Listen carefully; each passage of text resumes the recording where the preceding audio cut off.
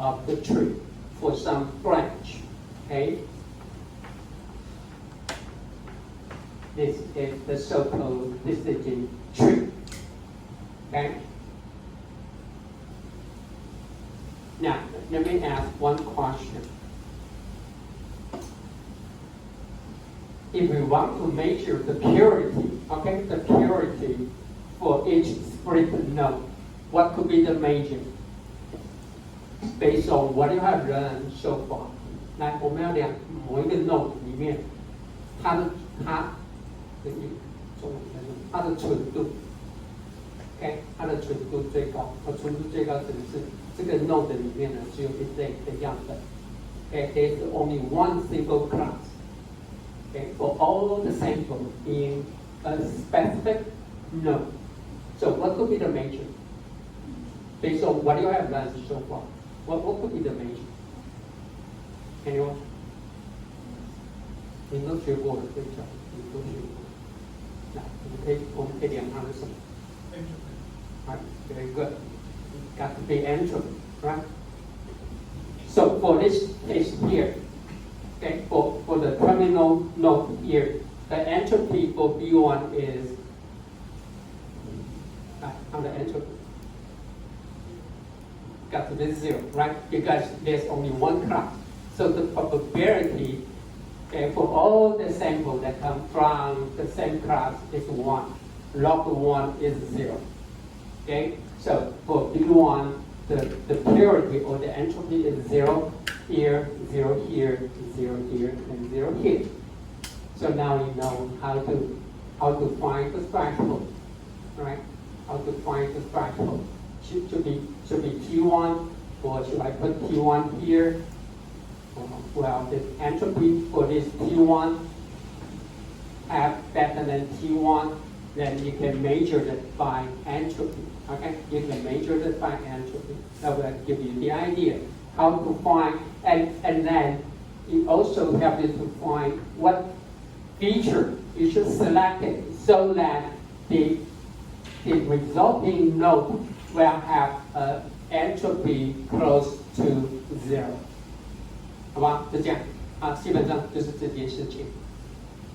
Now, if we want to use this for regression, okay, decision tree can be applied for regression. Now, if we want to evaluate the estimation response, then what should be the rule? What should be the rule to select the feature and the threshold? 来，你刚刚讲entropy，不好意思，你刚刚讲要量，做回归，来，那我们量出来。Because entropy can count the uncertainty, right? The uncertainty or complexity of the node. But if for regression, I mean entropy is not a good measure because we want to measure the estimate output. Should be as good as the graph tree. Okay, response.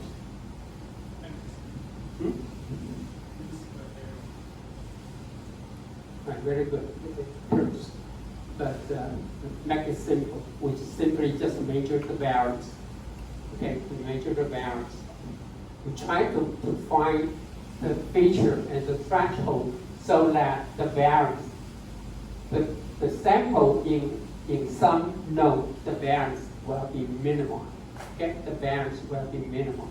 So that will be another measure if you apply decision tree for regression. Okay, very good. Okay, now, okay, with this basic idea, now we can talk about decision trees. Yeah. Okay.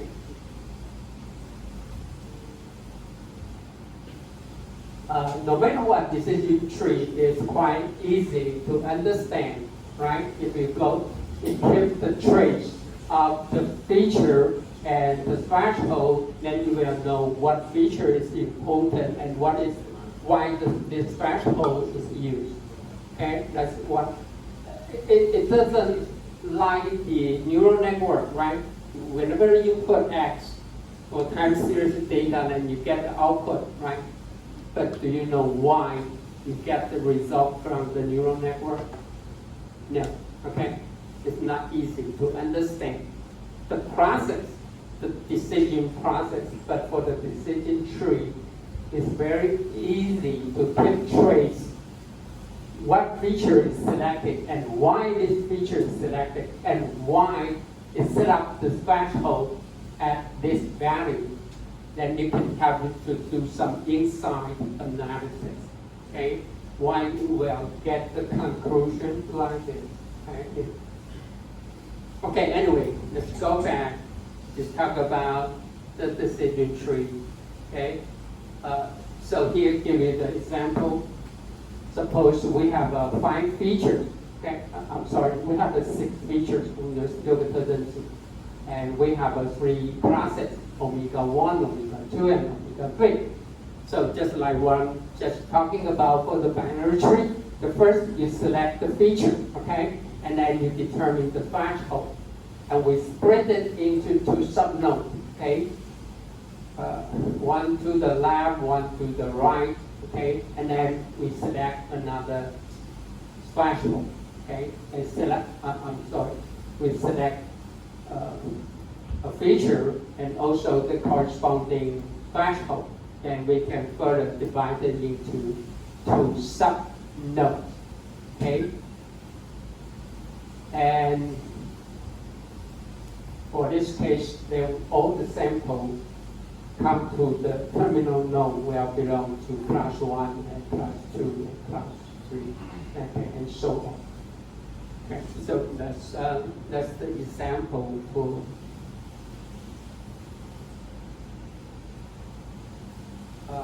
what I'm trying to say here. You didn't show it.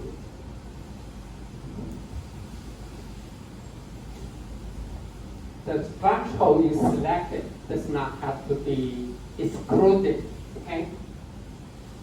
It can be repeatedly used in every node. It does not have to be one. For example, once you select X6 here, later on you can apply X6 again. Okay?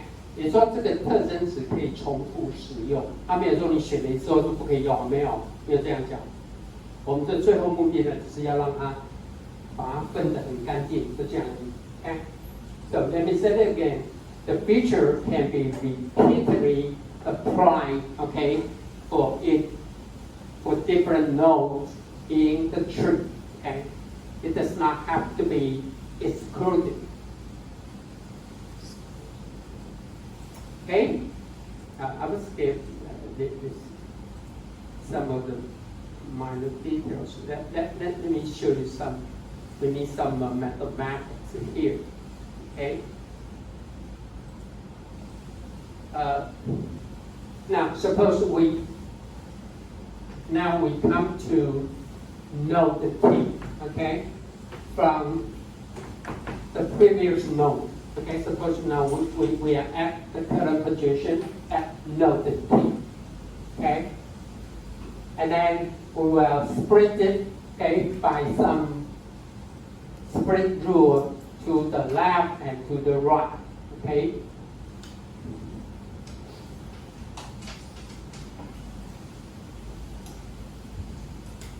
Now, first, let me define T wave, means the set of terminal node.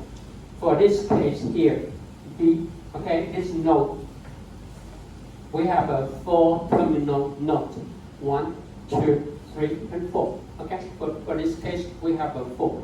So T wave will equal to 4. Okay, 4. We have a 4 terminal node. Okay.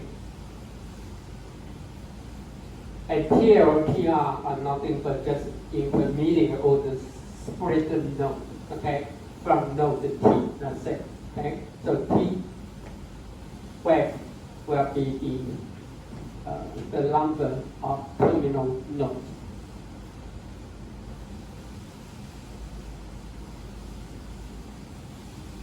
So first, we need to define NJT, NJT. Okay, NJT is what? The number of samples, okay, that X I if well,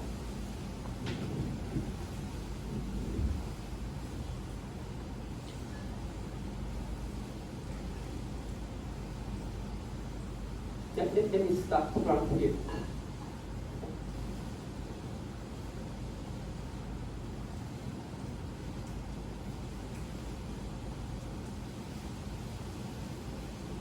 It's not quite that. Oh, I'm sorry, I made it too complicated. Anyway, NJT is the number of sample, okay, that belong to class J. Okay, that's it. It's much easier to understand. Okay, then sub J. Okay, let me put it here. T means node T. Okay, node. In our current position, at J. Okay, what is J? J is the class. Okay, means the class J. So N of J is the number of sample that belong to class J at node T. Okay, so with that, now we know the total number of sample at node T is the summation of N J T for J equal to 1 up to C. C is the total number, okay? The total number.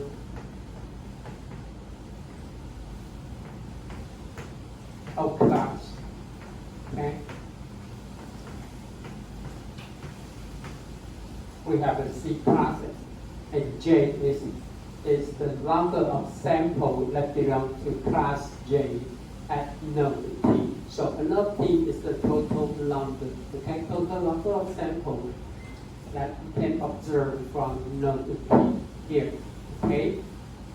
Now, we are going to split it into two sub-nodes, right?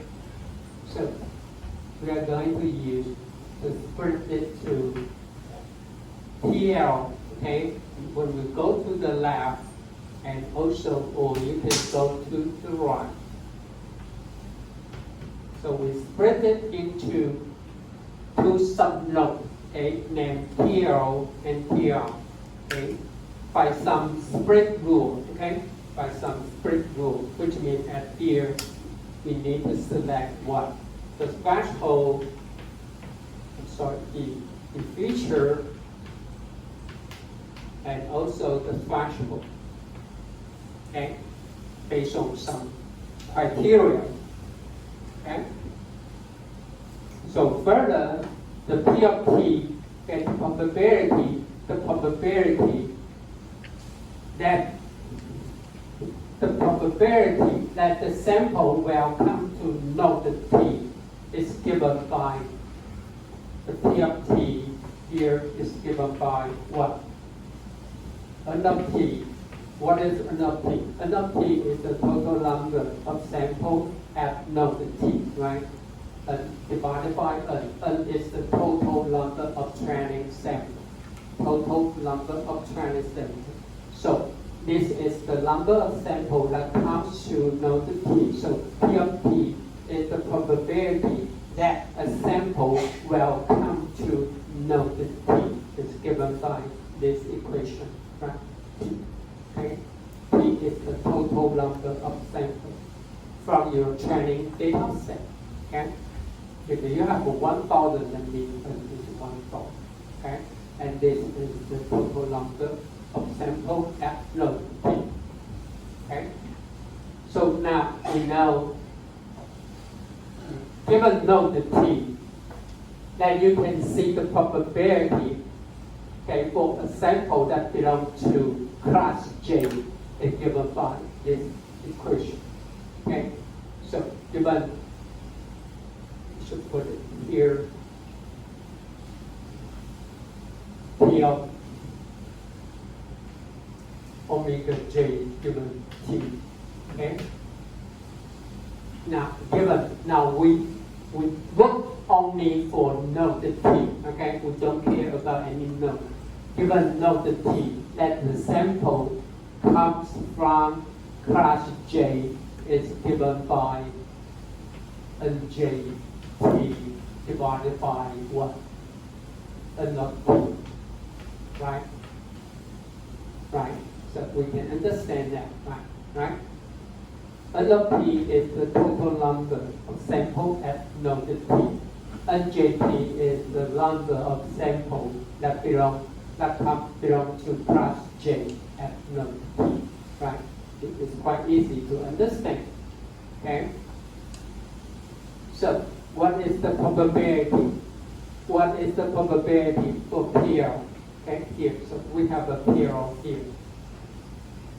Okay, and also we have a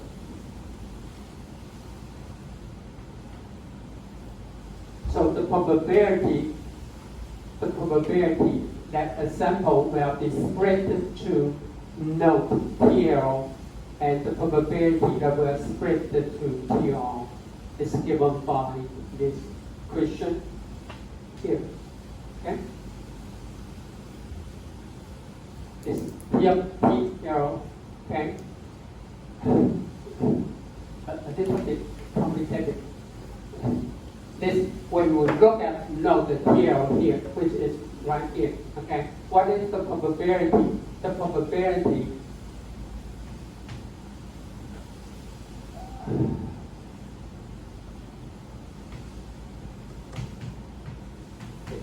can be written down as what? Number of PL. Okay. What is this value? What is this value? This value, what? The number of samples at node PL. Okay? And divide the what? The total number of samples at node T. Okay, so this should be N of T. Okay? So should be the total number. Okay?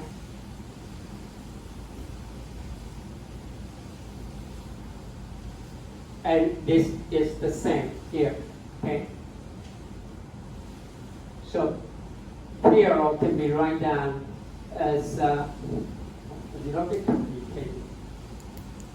Let me remove this.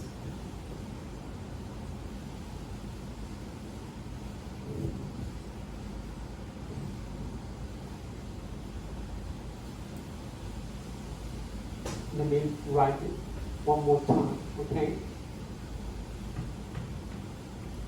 PL can be written down as number of PL divided by N. Okay? We have a total number of N samples that one of the samples that will come to this node is given by the total number, right?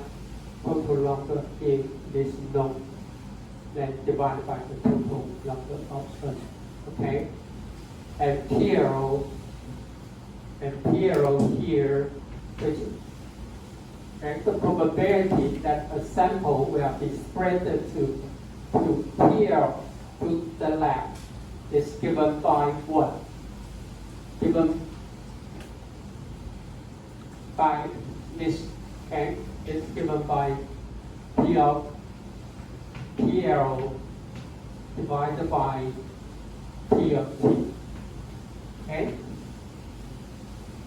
So this is a conditional probability. A conditional probability. What condition? What condition?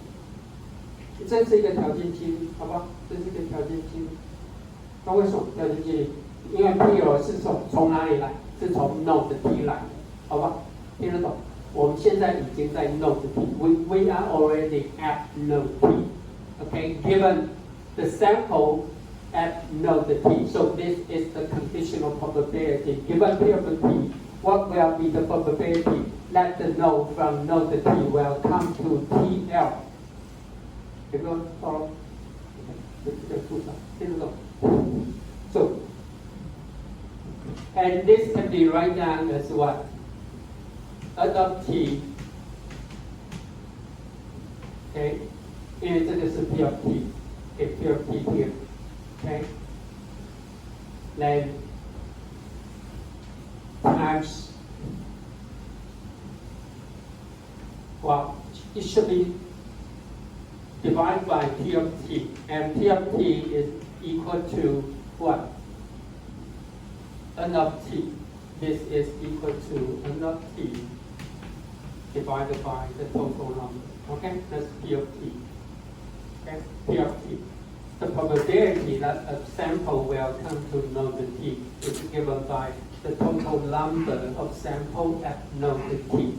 Okay, divided by the total training sample. Okay, in the data set. Okay, so that's what we got here. Okay, 把它反过来啊 because it's divided by P of T. Given by this, so we reverse this term. So anyway, and finally, okay, this is PL, okay, it's given by, finally, it's given by N. PL divided by N of T. Okay, so it's understandable, right?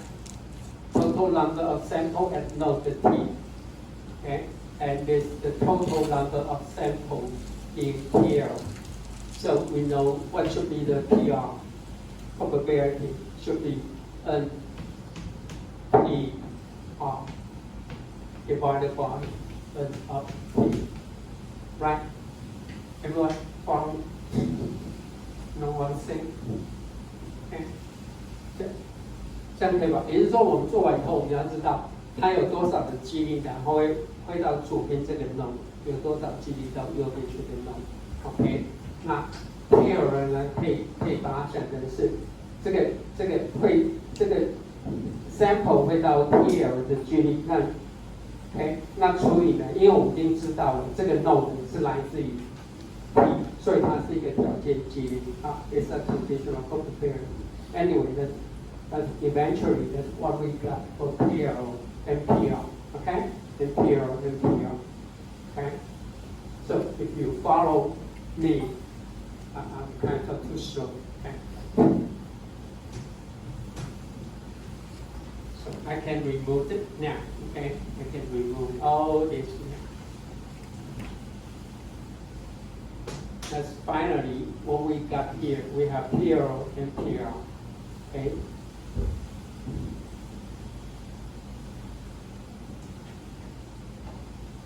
Okay, everyone follow me? Okay? Okay, just when you run it, don't need to, but it's good to know how we make the decision. Okay? Now, once we factor all the probability, now we need to determine what should be the splitting rule. Okay? For the classification, what should be the splitting rule? As I mentioned here, you need to make decision. Okay, one is the feature, the other one is the threshold. Okay, that is the splitting rule.